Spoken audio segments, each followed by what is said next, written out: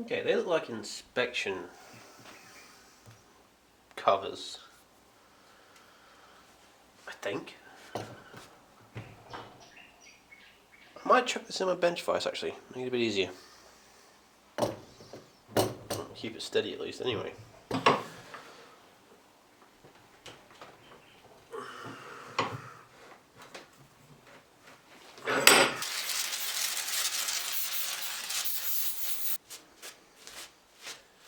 So I will give this whole engine a good clean before it goes back on, if it's like usable. If it's not, it's kind of pointless wasting the effort really. Let's see what these guys are.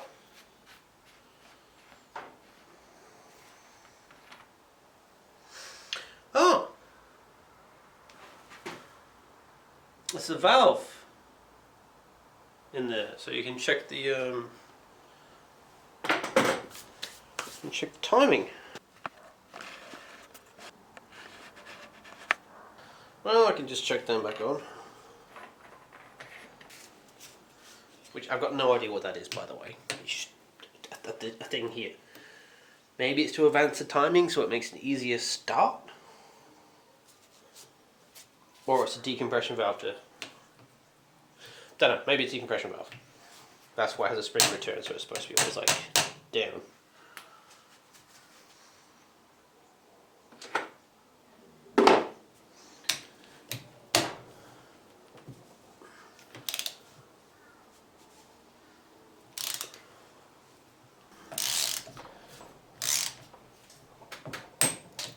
I do have a torque wrench, so I will be torquing these back down to specs when I find them.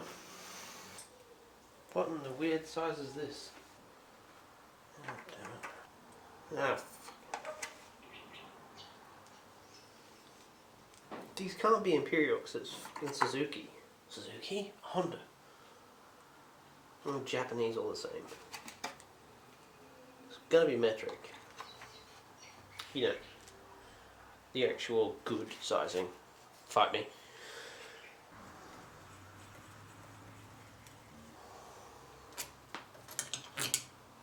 To fucking I thought these would be bolts. They're just end nuts. Thing comes up, or just like a part of it, or does head come off? If you can avoid it, try not levering on the fins because they're not very stable. Strong, they're not very strong. I'll probably break one now, you watch. I think that's capped off by that in some way.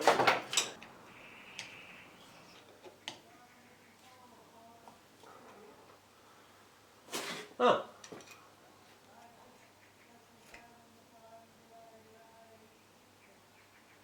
It is a very rusty, I think, points system. I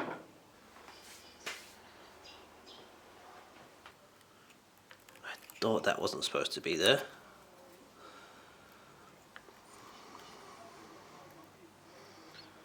And there's a washer.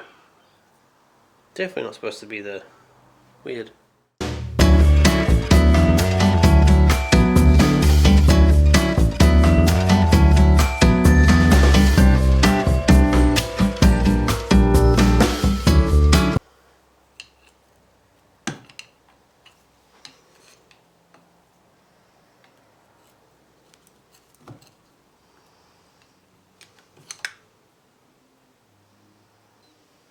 Okay. So I gotta be extra careful with this now. There's a good chance I just stretched the ever-living shit out of the timing chain.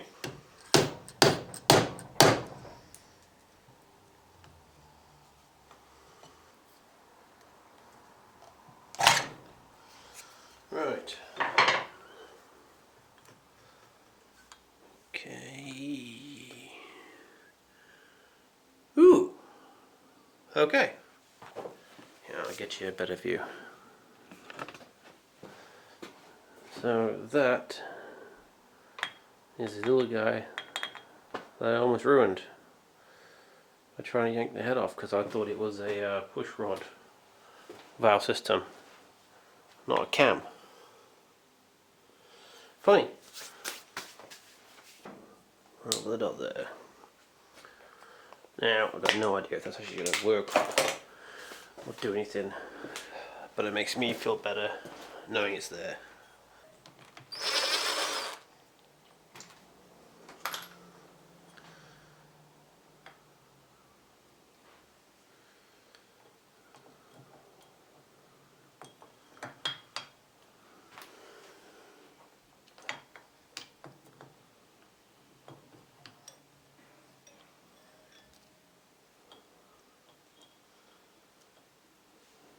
Right. So, I can take this filler off of here. And the mark should stay. As long as it doesn't move on the cog below.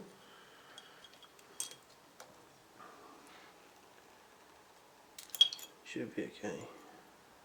Maybe. Or I've just messed up the timing entirely. I'll never get it back. Who knows? To be honest, if the piston sees whatever I do is going to be an improvement anyway.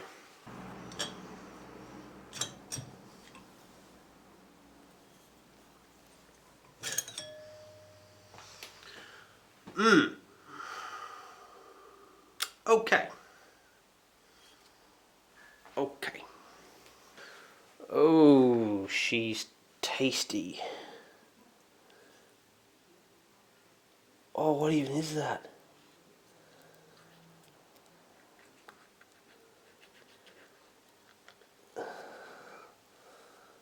I don't even know what that is. Oh, fuck. Well, the ball's gonna need a rehone, I think. Yummy, yummy.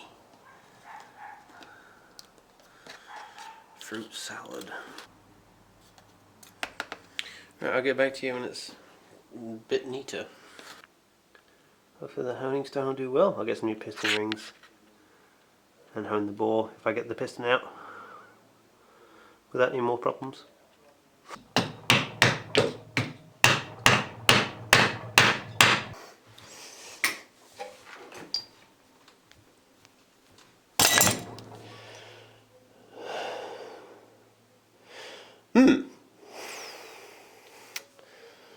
I didn't expect that. Well now, so the piston has stayed where it is inside the bore.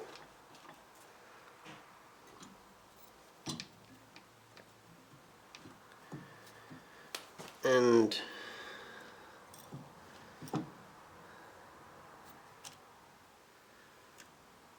the engine's moving, which is good, I guess.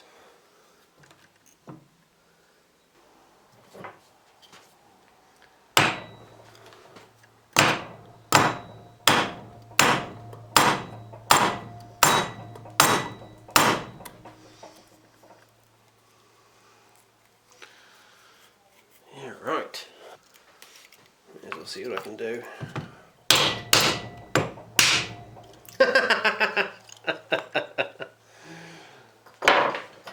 It's important to use sturdy materials. I'm going to clear away some of this debris and whack some WD-40 down there, petrol oil. Get it inside between the piston wall and the piston. Try and free it up if I can. By the way, this is how much sludge I pulled out of the top of the piston. She's a bit gummed up.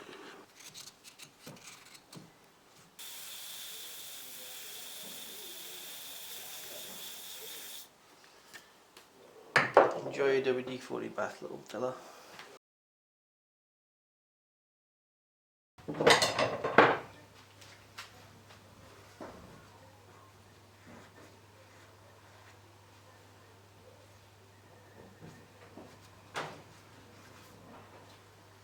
removing enough of it so I can give it a couple of taps to see if it goes.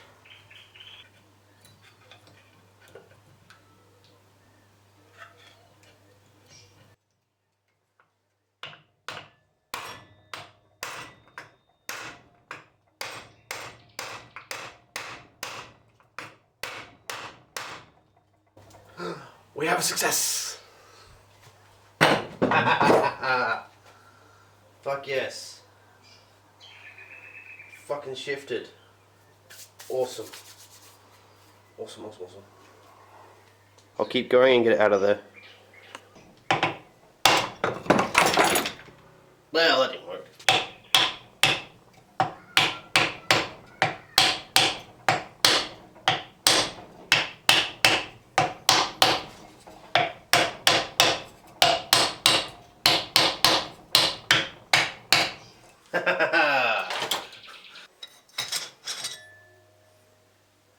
Fuck yes. Oh yeah, she's not pretty. But looks like it stopped a lot of the corrosion going down into the engine because it sealed itself so well. So I think the engine's fine. It's just this guy. We'll have to replace the piston rings. Possibly get a new one of these because it's pitted to the inside wall. Or just get it home and get a bigger piston, I don't know. Possibly, if these are easy, possibly just get a new one of these, new chamber.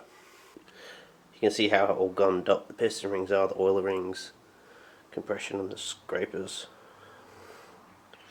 Big colour difference between the top of the piston there and the bottom, where it had all the stuff sitting, the water. This is where the penetrative oil just got passed recently, and it's caused this. So, yeah, engine should be fine. Very good news. So what I'm going to do is take the gudgeon pin out of the piston here, remove the top of the piston, and remove the whole piston, and clean this guy up.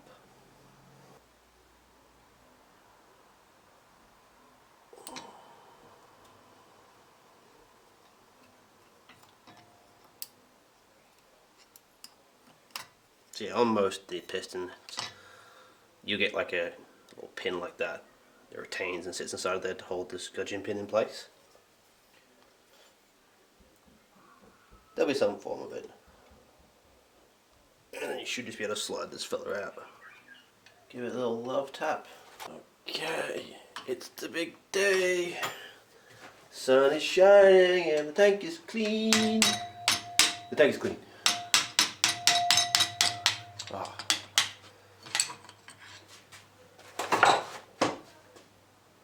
Oh, do we have a win? Do we have a win? Come on. Yes! Awesome. She's out. Now we can start fixing instead of just removing. A little by the way snippet. If you ever put holes in engines where there's like access to the actual internal gubbins of it, always try and cover it if you're going to leave it.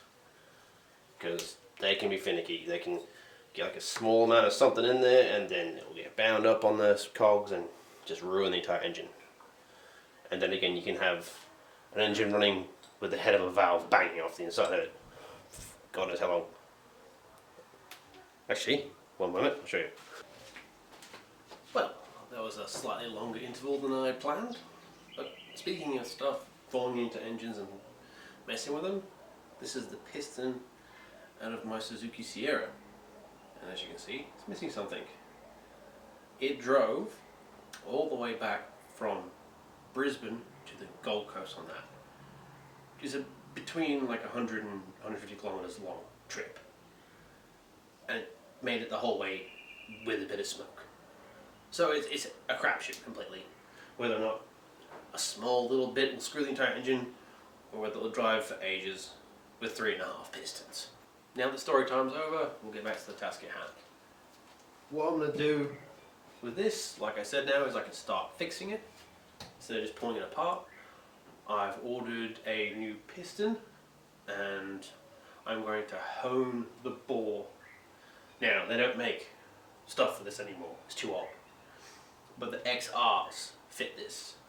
So I've gone for an XR 200 piston, which is a ½ mil bigger than the original piston, so it should work out perfectly and give me good compression. Next on the agenda, cleaning up. That means the gummed up carburetor and cleaning up the head of the unit. It's got a fair bit of rust on it. And just gasket surfaces really, in preparation for when we get the new parts. Here's the head of the engine in all its rusty glory. What I'll do is give this a clean up, and I might grind the surfaces of the valves. Now I wouldn't normally do this, but I do have the valve kit, meaning that I have the clamp you need, the paste, and a little tool to do it with.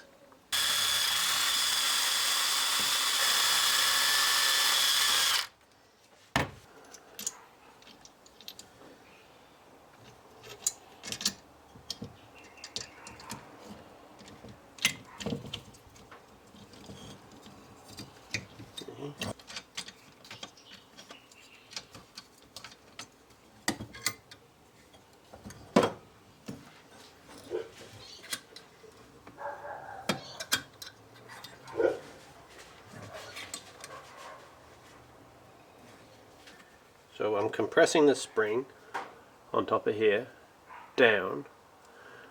The underpiece is keeping the whole valve assembly in place, and they're compressing the spring to allow us to get to these washers here. Yeah, they're like semicircles either side of the stem. They sit inside a groove inside of the... Pop them out. And I'll be able to check the mating surfaces of the valves. Yay! Getting pretty close, it's moving pretty easy now. We're good.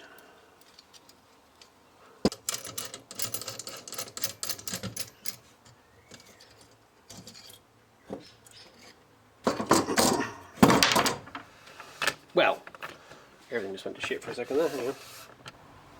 Just ignore that ever happened, hey?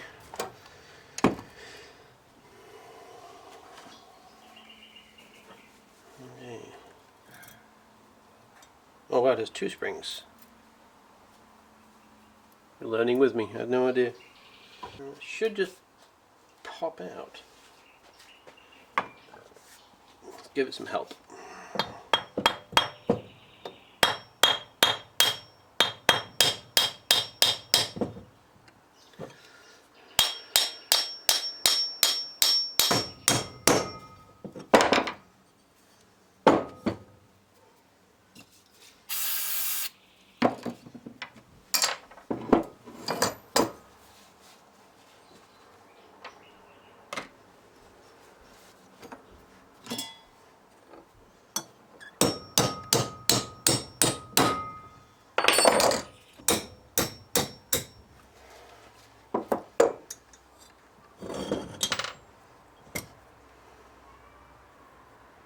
Huzzah!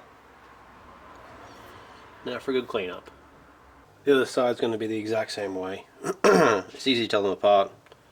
The smaller one is the exhaust one. I'll just keep the parts separate.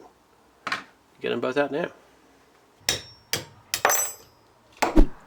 So as you can see, rather crusty. Definitely in need of doing. So I'll give this a clean out and I'll start reassembling it. Okay, so the kit I have is for a car. It's like a little suction things. You're supposed to stick it in the valves with a little bit of grinding paste on there, do a bit of a rub, and it grinds you a new flat surface on there. But these valves aren't for this one. So, because this is for cars and this is a bike, I don't know if that makes a difference. But these aren't stepped, they're just purely rounded, so that won't work. What I've done is I've just cleaned up the rod, the mating surfaces very gently with some very fine sandpaper. I recommend like 300 or higher, just a quick little scrape, nothing crazy. I'm going to reassemble it and then move on to the carby.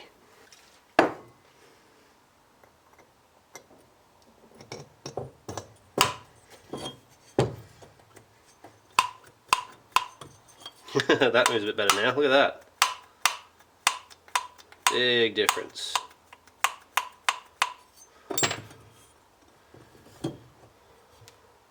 Oh yeah, these things are great for cleaning out like tubes and circular stuff. If you ever get hold of these, I'm not going to say what they are. But yeah, they're brilliant. There's throwaway things as well, so it doesn't matter if you wreck them. I'm sure there'll be someone who can tell me what they are.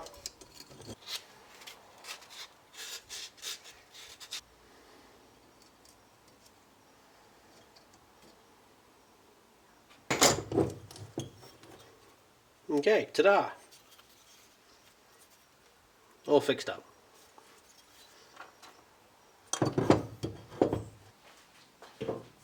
With the head cleaned up and the valves all shiny and moving freely again, that'll do us for that part, and that'll do us for part 3. Part 4, tackling carburetor, engine reassembly, if we get the parts. So, see you then.